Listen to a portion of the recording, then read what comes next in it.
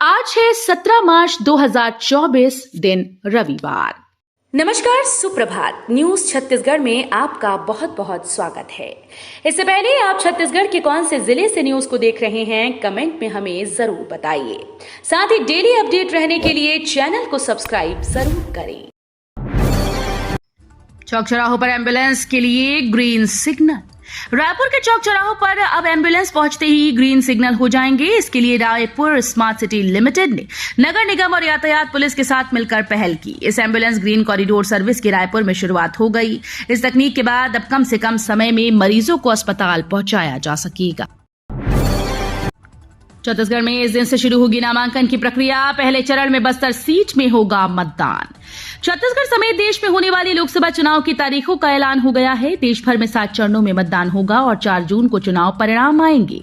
पहले चरण का मतदान 19 अप्रैल को होगा। वहीं बात अगर छत्तीसगढ़ की 11 सीटों की चुनावी तारीख की जाए तो प्रदेश में 3 चरणों में मतदान होगा।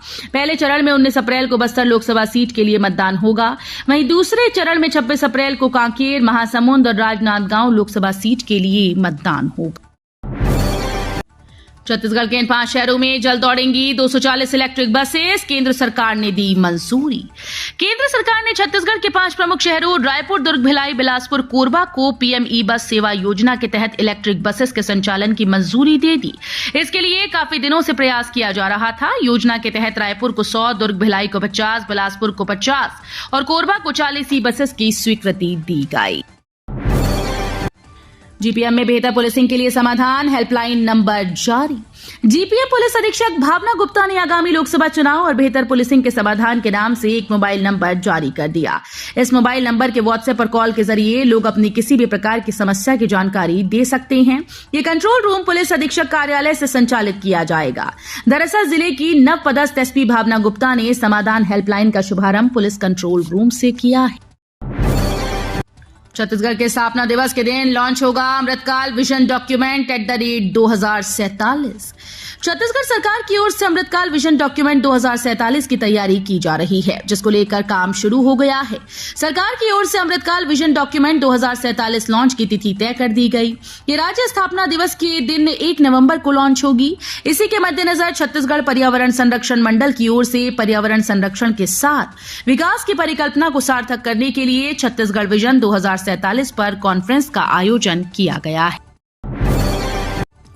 होली में फूल, पत्ती और सब्जियों से बने गुलाल का करें इस्तेमाल। रंगों का त्योहार होली को लेकर लोग तैयारी में जुट गए हैं। होली की खरीदारी को लेकर लोग अभी से काफी उत्साहित हैं। इसको लेकर बाजार में तैयारियां और रौनक बढ़ने लगी है। शहर भर में पिचकारी, रंग गुलाल व अन्य सामान की दुकानें भी सजने लगी। इसका अंदाजा शहर में सजी रंग गुलाल की दुकानों पर हो रही खरीदारी से लगाया जा सकता है। गौरतलब है कि इस बार लोगों में गुलाल की खरीद को लेकर काफी जागरूकता देखी जा रही है। बालोद की पहली ड्रोन दीदी खेतों तक पहुंच रही। बालोद जिले से पहली ड्रोन दीदी के रूप में चित्ररेखा साहू का चयन हुआ है। वो इस अभियान से जुड़कर काफी खुश हैं। ड्रोन दीदी चित्ररेखा साहू ने बताया कि लगातार यहां ड्रोन को लेकर ऑर्डर आ रहे हैं। मुख्यमंत्री विष्णुदेव साय ने चित्ररेखा साहू को नमो ड्रोन की चाबी भी सौंप दी। बता दें कि देश में महिलाओं को सशक्त बनाने और आत्मनिर्भर बनाने के लिए मोदी सरकार ने नमो ड्रोन दीदी योजना की शुरुआत की है। आबकारी विभाग राज्य में छूटा शराब माफिया का नेटवर्क। पहली बार 12 कंपनीज को मिला FL10। भाजपा सरकार ने आते ही शराब माफिया की कमर तोड़कर रख दी। पहली बार ऐसा हुआ कि FL10 का काम कोई भी कंपनी ले सकती है। अब तक 12 लोगों को यह काम दिया जा चुका है। मुख्यमंत्री विष्णुदेव साय के निर्देश पर प्रमुख सचिव आर संगीता ने FL10A और B के लिए ओपन टेंडर करने के आदेश दिए। 31 मार्च तक कंपनी टेंडर में भाग ले सकती हैं। बताया जा रहा है कि अब प्रदेश में वो ब्रांडेड शराब भी मिलेगी जो पिछले 5 साल से नहीं आ रही। राजनांदगांव में भूपेश बघेल वर्सेस संतोष पांडे, दूसरे चरण में होगी वोटिंग। लोकसभा चुनाव की तारीखों का ऐलान हो गया है। इसके साथ ही पूरे भारत में आचार संहिता लागू हो चुकी है। भारत में 7 चरणों में चुनाव होने की घोषणा हो गई। वहीं छत्तीसगढ़ में 3 चरणों में चुनाव होने का ऐलान किया गया। बता दें कि छत्तीसगढ़ की 5 सीटों में कांग्रेस ने अब तक उम्मीदवारों के नामों की घोषणा नहीं की। आचार संहिता लगते ही हटाए गए राजनीतिक बैनर, पोस्टर। शनिवार को लोकसभा चुनाव की घोषणा होते ही आचार संहिता लागू हो गई। इसके बाद राजनीतिक बैनर पोस्टर हटाने का काम शुरू हो गया। रायपुर जिला प्रशासन भी निगम अमले के साथ राजनीतिक दलों से जुड़े फ्लैक्स और बोर्ड हटाने निकला। साथ ही सड़कों पर लगे साइन बोर्ड पर नेताओं की तस्वीरों को स्टिकर से ढक दिया गया। वहीं पुलिस प्रशासन की ओर से फ्लैग मार्च भी निकाला गया। महामाया एयरपोर्ट को मिला लाइसेंस, सरगुजा में उत्सव सा माहौल। सरगुजा स्थित महामाया एयरपोर्ट को डीजीसीए द्वारा उड़ान सेवा संचालन हेतु लाइसेंस मिलने से पूरे संभाग में खुशी की लहर है। इसी क्रम में शनिवार को प्रधानमंत्री श्री नरेंद्र मोदी, नागरिक उड्डयन मंत्री श्री ज्योतिरादित्य सिंधिया और मुख्यमंत्री श्री विष्णुदेव साय के प्रति आभार प्रदर्शन हेतु प्रशासन के द्वारा कार्यक्रम का आयोजन किया गया। इस अवसर पर मुख्यमंत्री श्री विष्णुदेव साय दूरभाष के माध्यम से कार्यक्रम से जुड़े। 31 नोडल अधिकारी करेंगे आश्रमशाला और छात्रावासों का निरीक्षण। आदिम जाति और अनुसूचित जाति विकास और स्कूल शिक्षा विभाग के द्वारा संचालित आश्रमशालाओं और छात्रावासों के निरीक्षण के लिए जिले में 31 नोडल अधिकारी नियुक्त किए गए। कलेक्टर अवनीश शरण ने संयुक्त कलेक्टर, एसडीएम और तहसीलदारों जैसे वरिष्ठ अफसरों को नोडल नियुक्त कर नियमित निरीक्षण की जवाबदारी सौंपी है। आयुष्मान योजना के तहत आयुष्मान के 1200 करोड़ रुपए न मिले तो कई अस्पताल हो जाएंगे बंद। राज्य में सरकारी स्कीम से आयुष्मान योजना के तहत इलाज करने वाले निजी अस्पतालों के लगभग 1200 करोड़ अटक गए। विधानसभा की आचार संहिता के पहले ही प्राइवेट अस्पतालों का भुगतान रोक दिया गया था। पिछले महीने करीब 250 करोड़ का भुगतान किया गया, लेकिन किसी अस्पताल को 20 तो किसी 50,000 तक ही पेमेंट हुए। लोकार्पण के 3 साल बाद भी अधूरा पड़ा है ट्राई फूड पार्क। रोजगार की आस में निराश हुए बस्तरवासी।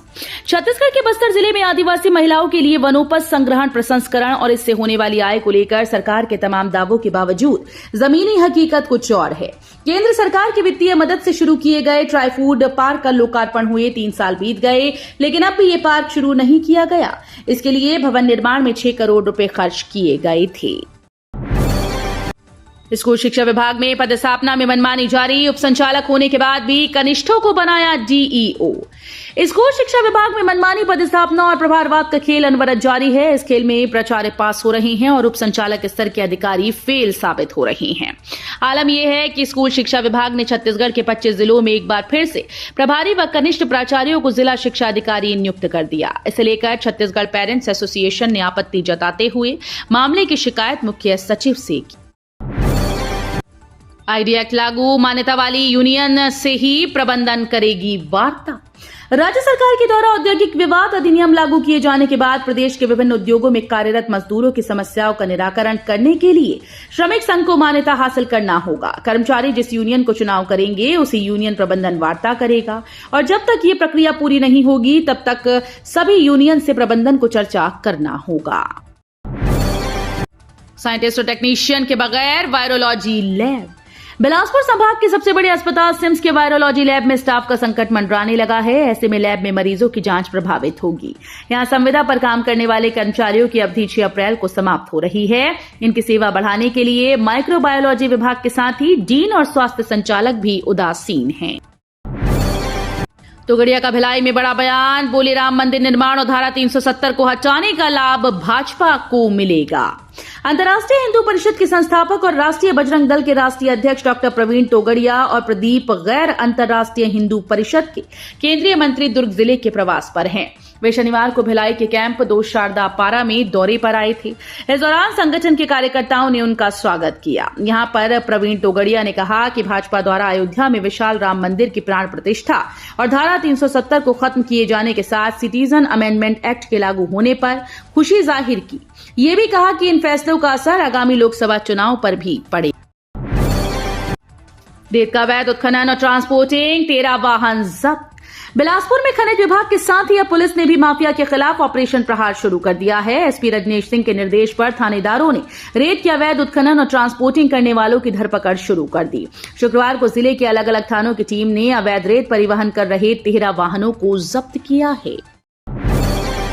छत्तीसगढ़ में 10 महीने में 1.1 लाख को मिला मोतियाबिंद से छुटकारा।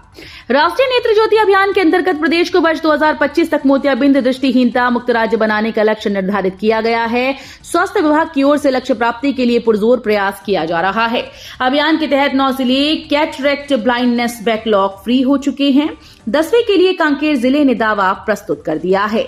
प्रदेश में 10 माह में 1,21,513 लोगों के मोतियाबिंद का ऑपरेशन किया गया।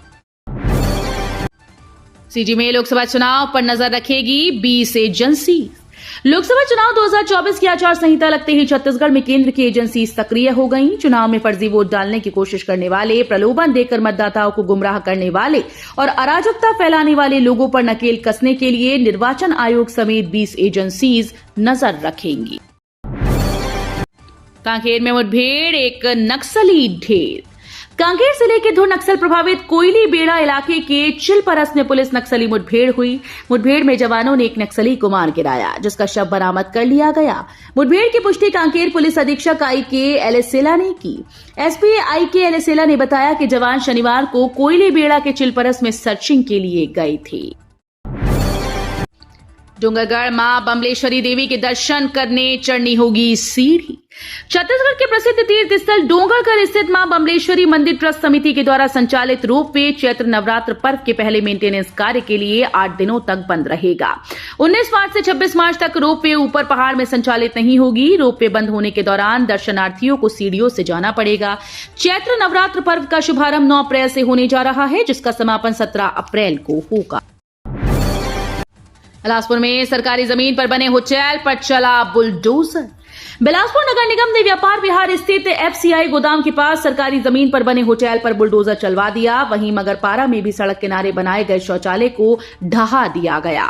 नगर निगम ने मैग्नेटो मॉल के सामने संचालित होने वाले साईं पान सेंटर के संचालक को देर रात तक दुकान खोलने पर नोटिस जारी किया है। चुनाव शेड्यूल से नाराज दिखे टीएस सिंहदेव, सीएम साय ने किया क्लीन स्वीप का दावा। भारत निर्वाचन आयोग ने देश में आम चुनाव का ऐलान कर दिया। छत्तीसगढ़ में 3 चरणों में चुनाव होंगे। चुनाव के ऐलान के बाद सभी बड़े नेताओं की प्रतिक्रिया आ रही है।